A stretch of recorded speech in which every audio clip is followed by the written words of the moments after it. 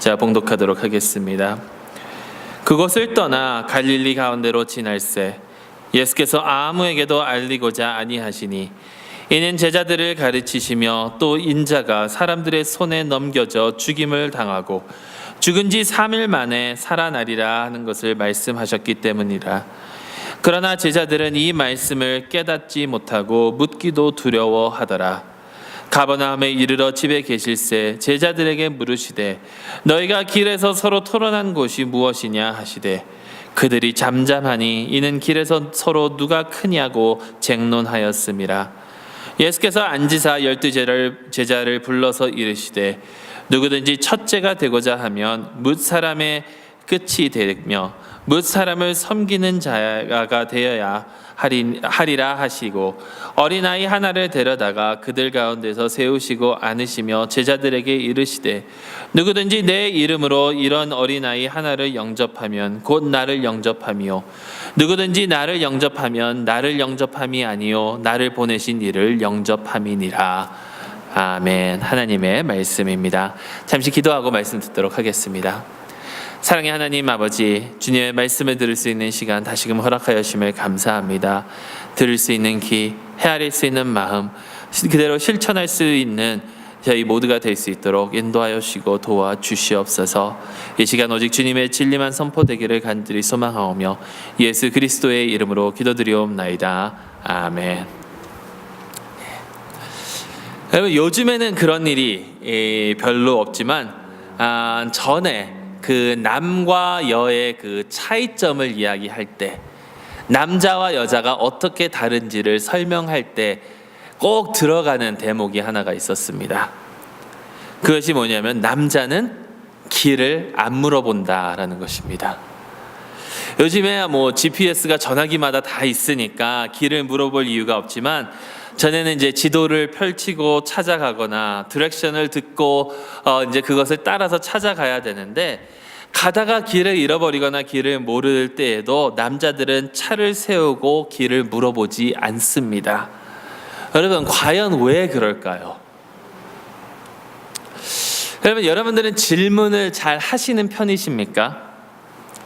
내가 잘 모르거나 이해가 가지 않을 때 질문을 잘 하시나요? 아니면 잘 모르기는 하지만 이런저런 이유로 혹은 두려워서 질문을 안 하시고 참으십니까? 때로는 그냥 이 시간이 빨리빨리 지나가기를 위해서, 또 혹은 다른 사람의 눈초리가 무서워서, 혹은 내가 알지 못하고 있다는 것을 다른 사람들에게 나타내기가 싫어서, 수업을 들을 때도 그렇고 어떤 회의를 진행할 때도 그렇고, 참 재미있는 것은요, 질문하는 사람은 항상 정해져 있다는 것입니다. 질문하는 사람만 질문을 합니다.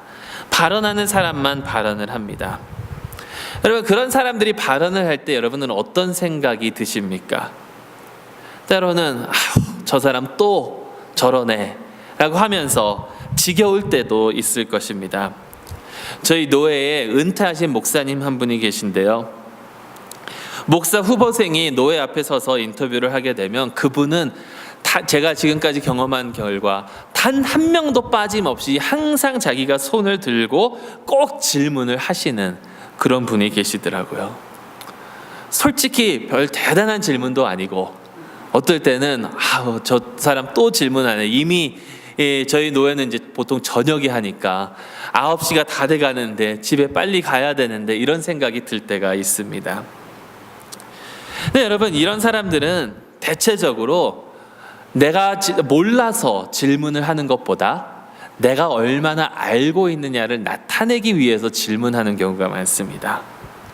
질문 자체도 자 봐라, 내가 얼마나 똑똑하고 얼마나 유식한지, 이런 질문을 이렇게 찾아내는, 이런 질문을 생각해내는 내가 그렇게 대단하지 않느냐, 그렇게 자신을 드러내려고 질문을 하는 경우가 많다라는 겁니다.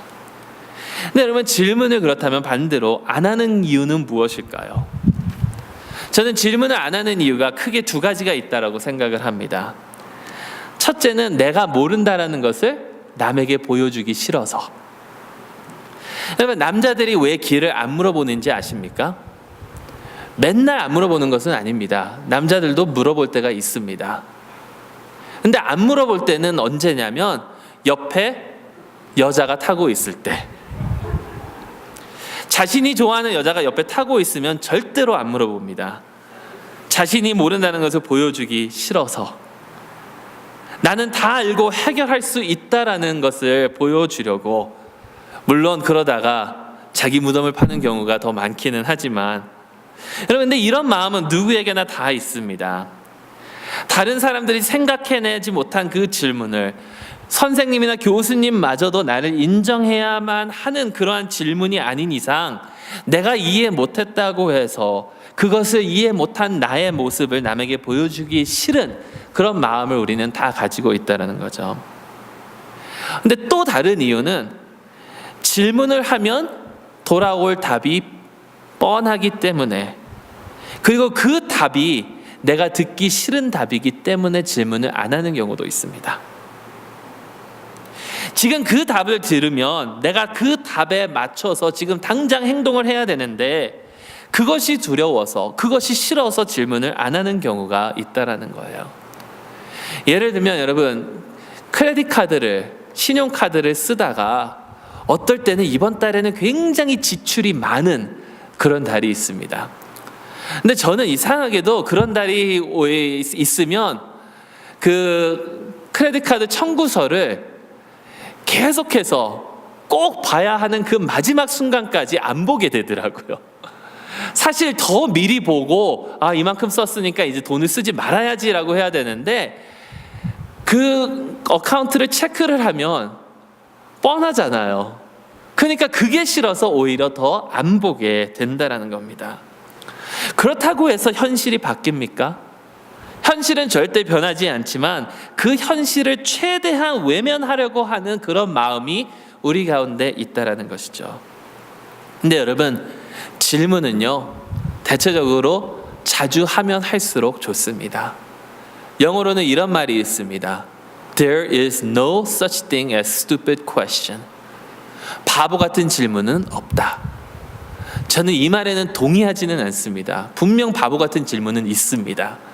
그런데 대체적으로 모르면 묻고, 그래야만, 그런 질문을 던져야만 더 깊은 깨달음을 얻게 되고 깊은 관계가 형성이 되고 내가 올바른 길로 나아갈 수 있다는 것입니다. 질문을 던져야만 내가 더 빨리 그 옳은 길을 찾을 수 있고 방황하지 않을 수 있다는 것입니다. 네, 저는 이것이 우리의 신앙생활에도 마찬가지라고 생각을 합니다. 신앙생활에 관한 올바른 질문이 나로 하여금 더 성숙한 믿음에, 그리고 올바른 믿음의 길에 들어갈 수 있도록 인도해 준다라는 것입니다. 내가 지금 이해하고 나아가는 이 길이, 내가 지금 가고 있는 이 방향이 올바른 것인지 아닌지 내 자신을 돌아보고 또 주님께 질문을 던지며 나아갈 때에 비로소 우리가 가는 길이 예수님께서 원하시는 길인지 아닌지 알 수 있다라는 겁니다. 그렇지만 우리는 질문하기를 두려워할 때가 너무나도 많습니다. 여러분, 오늘 본문을 보면 제자들이 예수님께 묻지 않았다라는 말이 나옵니다. 예수님께서 제자들에게 인자가, 즉 예수님이 당신께서 사람들 손에 넘겨지고 죽임을 당하고 3일 만에 살아나리라, 벌써 이게 두 번째 가르쳐 주신, 마가복음에서만 두 번째 가르쳐 주신 그 말씀입니다. 그런데 32절 내용은, 그러나 제자들은 이 말씀을 깨닫지 못하고 묻기도 두려워하더라. 왜 제자들이 예수님의 말씀을 이해하지 못하고 묻지도 않았을까? 저는 제자들이 그렇게 한 이유가 위에 설명드린 두 가지 이유 때문에 그렇다라고 생각을 합니다. 첫째, 자신들이 이해 못한 것을 나타내기 싫었을 것입니다. 특히 마가복음에 보면 제자들이 예수님의 말씀을 제대로 이해한 적이 거의 없음을 우리는 볼 수가 있습니다. 예수님께서 많이 말씀하실 때 많이 비유로 말씀을 하셨죠.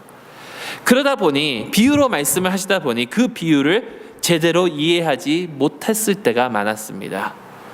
비유를 비유처럼 이해하는 것이 아니라 그냥 문자 그대로 받아들이려고 하니까 도무지 이해가 안 되는 부분들이 있었다라는 것이죠. 8장에 나오는 예수님께서 바리새인들과 헤롯의 누룩을 주의하라 라고 말씀하시니까 이 비유를 가지고 문자적으로 해석을 해서 우리가 떡을 안 가져왔기 때문에 이렇게 말씀하시는구나 라고 그들은 이해했다라고 그러죠. 근데 어떨 때는 문자 그대로 받아들여야 되는 것을 비유처럼 이해하려고 하니까 또 문제가 생기기도 했습니다.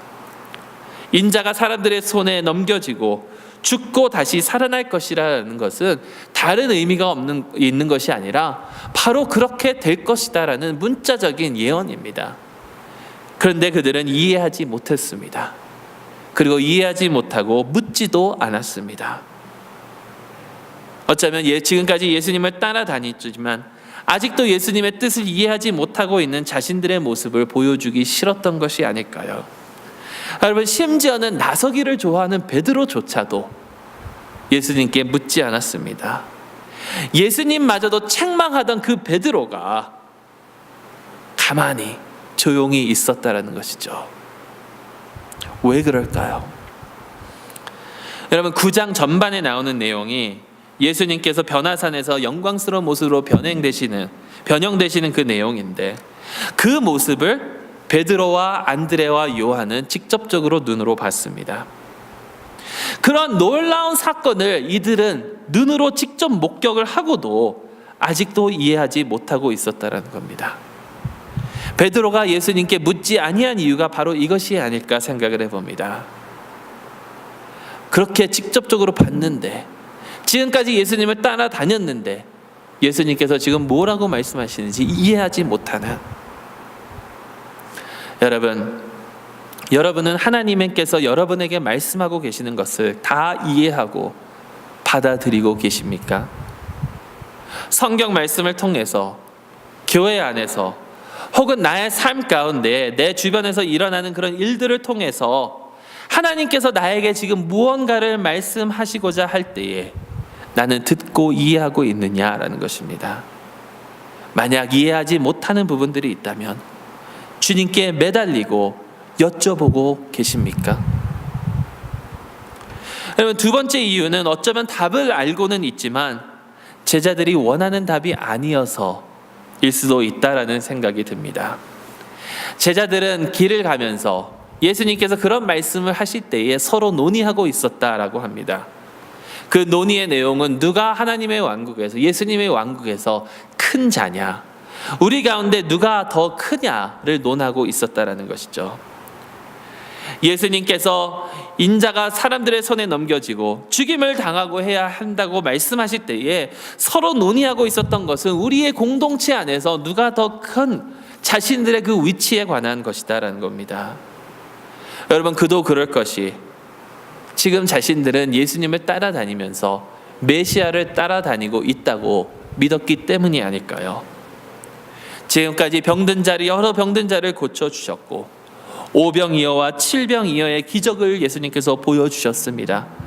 변화산에서 영광스러운 모습으로 변형되시고 또 귀신 들린 아이를 고쳐주신 그 예수님을 따라다니면서 이러한 것은 하나님께서 보내신 메시아 외에는 할 수 없음을 그들은 반드시 알았을 것입니다. 그래서 지금 메시아를 따르고 있는데 이제 그 메시아께서 로마 제국을 물리치고 몰아내고 다윗의 왕국, 하나님의 왕국을 세우시면 당연히 지금까지 예수님과 동고동락하며 지냈던 우리가 한 자리를 차지하지 않겠느냐. 한 자리를 차지할 것인데, 그렇다면 우리 가운데 누가 더 크냐, 누가 1등 공신이 되겠느냐 등을 논하고 있었다라는 거예요. 그런데 예수님께서는 자꾸 잡히신다고 하고 죽임을 당하신다고 하니까 무슨 뜻인지 정확히 이해는 하지 못했을지라도 예수님께 무슨 뜻이냐라고 물어봤을 때에 그들은 아마 알았을 것입니다. 낮아지라고, 겸손해지라고. 예수님께서는 분명히 이렇게 말씀하실 것이기 때문에, 그러니 예수님께 여쭙는 것보단 조용히, 다 이해는 하지 못하지만 조용히 가만히 묵묵히 있다가 내가 한 자리를 차지해야지. 아마도 이런 생각이 아니었을까. 여러분, 이런 제자들의 마음이 곧 우리의 마음이 아닐까요? 여러분, 왜 예수님을 믿으십니까? 왜 교회에서 봉사를 합니까? 예수님을 통해, 교회를 통해 내가 한 자리를 차지하려고 하는 그러한 마음이 우리 가운데 있지 않을까요? 물질적 축복 때문에, 혹은 도덕적으로 우월감을 느낄 수 있기 때문에, 아니면 사회적 위치 때문에 예수님을 섬기고 계시지는 않나요? 아무리 지금이 포스트 모던, 포스트 크리스찬 시대라고 해도 예수님과 가까이 하면 그것이 나에게 뭔가 좋은 것으로 다가올 거라는 그 믿음 때문에 우리는 예수님을 섬기고 있지 않는가? 여러분, 한인 그 이민 교회를 연구한 여러 논문들을 보면 한인 이민 교회는 단순히 종교적인 그런 단체가 아니라는 그 말을 많이 합니다. 한인 이민 교회는 단순히 종교적인 단체가 아니다라는, 한인 사회에서 실질적으로 여러 가지 그런 역할을 감당했던 곳이 바로 한인 교회입니다. 한국 음식을 먹을 수 있는 곳, 정보를 얻을 수 있는 곳, 다른 한인들을 만날 수 있는 곳, 한인 이민 사회에서 중심적 역할을 한 것이 한인 교회입니다. 사회적으로, 문화적으로, 또 종교적으로 이 모든 것들은 매우 중요한 사역일 것입니다. 기독교는 단순히 종교가 아니라 우리의 삶 그 자체여야 되기 때문에 이러한 모든 것들 가운데 예수님이 중심이 되면 그보다 더 좋은 일이 없겠죠. 근데 한국 교회가 한인사회에서 감당한 역할 중 하나가 또 무엇이냐면, 많은 이민자들로 하여금 자신들의 사회적 지위를 다시 되찾을 수 있는 그러한 곳이 되었다는 겁니다. 그래서 어떻게 보면 한국 교회는 직책이 중요하다라는 거예요.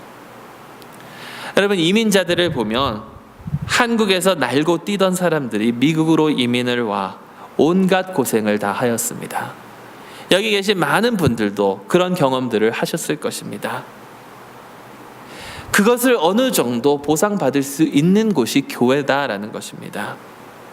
한국에서 의사로, 박사로, 변호사로 그렇게 일을 하면서 왔지만 이민인 와서는 막 노동에 시달리며 힘든 나날들을 보낸 것이 우리 이민사의 현실입니다. 그렇게 밖에 나아가서는 내 자신을 한국에서만큼 인정받을 수 없었지만 교회에 와서는 목사로, 전도사로, 장로님으로, 권사님으로, 집사님으로, 부장님으로, 간사님으로 이렇게 타이틀이 불리우면서 어느 정도 자신의 사회적인 위치를 되찾을 수 있었다라는 것이죠. 그렇게 해서 타이틀이 중요하다 보니까 이런 얘기도 들었습니다. 아주 오래전에 한번 나눈 것 같은데, 어느 교회에서 이제 노인들을 모시려고 이제 교회 버스를 운행을 해야 되는데, 교회 밴을 운행을 해야 되는데 운전사가 필요해서 광고를 냈다라고 합니다. 밴을 운전하면서 사람들을 픽업할 발런티어를 찾는다고 아무도 지원하지 않더래요. 그래서 다음 주일날 광고를 바꿨다라고 합니다. 차량 사역 부장님을 뽑는다라고 하니까 여러 사람들이 지원하더래요. 그러면 이것이 제자들의 마음이고 우리의 마음이 아닐까요? 이런 제자들에게 예수님은 어린아이 하나를 데리고 오셔서 누구든지 내 이름으로 이런 어린아이를 영접하면 나를 영접하는 것이고, 나를 영접하면 나를 보내신 이, 즉 하나님을 영접하는 것이라고 말씀하십니다. 여러분, 왜 하필 어린아이였을까요? 참 고마운 게, 여기 계신 여러분들께서 저희 아이들을 너무 이뻐해 주셔서, 특히 정의를 많이 이뻐해 주셔서 너무나도 감사합니다. 근데 요즘에야 다른 집 아이들이 이쁘고 참 귀하고 그렇죠. 예수님의 시대로 돌아가면 아이들은 귀한 존재가 아니었습니다.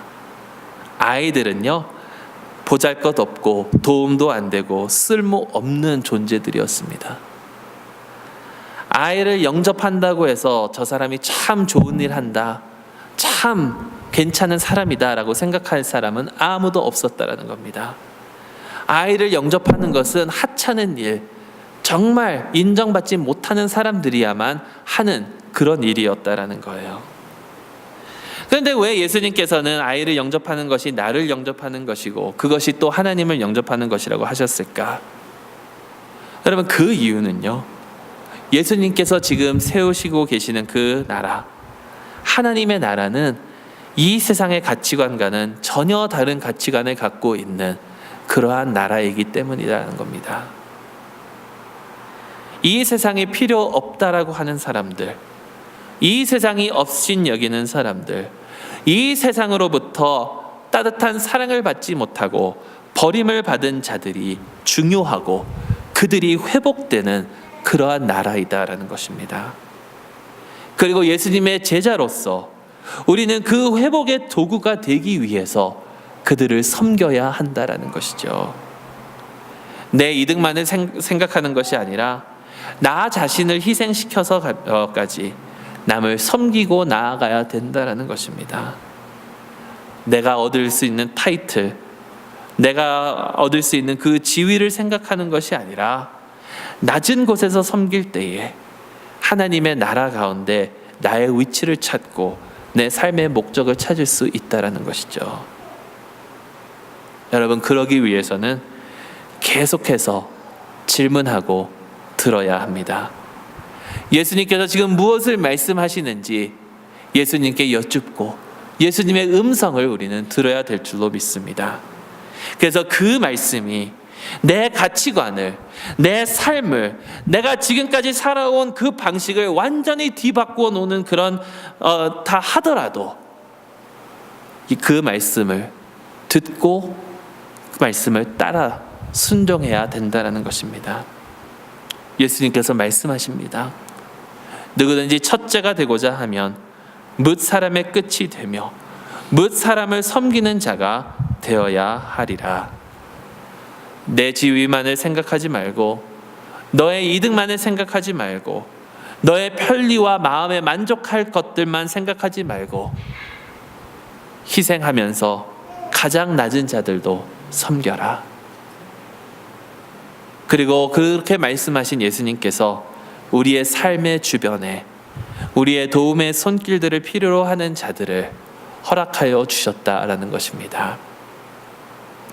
이러한 주님의 말씀에 아직 이해 못하신다면, 내가 나아가야 되는 방향이 어딘지 모르겠다면 계속해서 묻고 또 이런 주님의 말씀을 듣고 나아갈 준비가 되셨기를 주님의 이름으로 축원합니다. 기도하겠습니다.